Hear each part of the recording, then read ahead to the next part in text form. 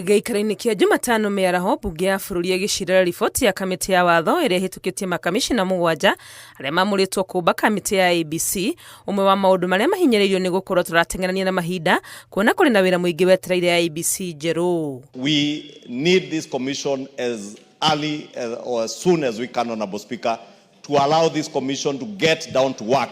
Honorable Speaker, in closing, I was saying, in 2 years' time, we'll have a general election, because that is time-bound, and we must have a general election.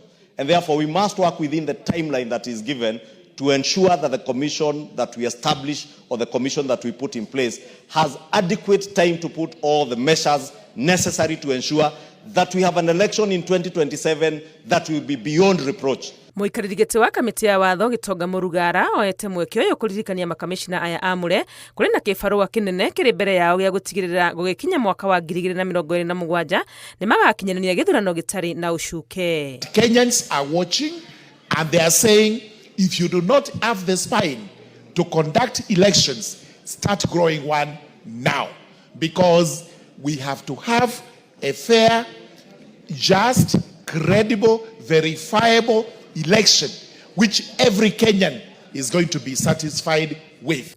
Gũkorwo chairman mwamũre wa IEBC arĩ wa kuma rũrĩrĩ rũnini rwa Turkana nĩ ũndũ wa mbunge magathĩrĩirie makiuga nĩ ũracara mbica ya kũgirĩtania Akenya othe. As members of that opinion say aye. Will those of the contrary opinion say nay? The ayes have it. Mbunge nĩ yũrĩtie igoti kwaga gũtuĩka mũhĩnga mũtaratara-inĩ ũyũ wa kũmba IEBC, kuona ona thutha wa kũhĩtũkia makomicona aya 7 ikinya rĩa mũthia rĩa gũkindĩrwo kwao nĩ president na kuoya mĩhĩtwa rĩtingĩkinyanĩra, kuona kũrĩ na watho wa igoti ũgirĩtie ũhoro ũyũ nginyagia cira ũrĩa mahandĩirwo igoti-inĩ wa gũtetia kwamũrwo kwao ũtuithanio. Ngĩribotera Inooro TV, rĩtwa rĩakwa nĩ Wangui wa Mwangi.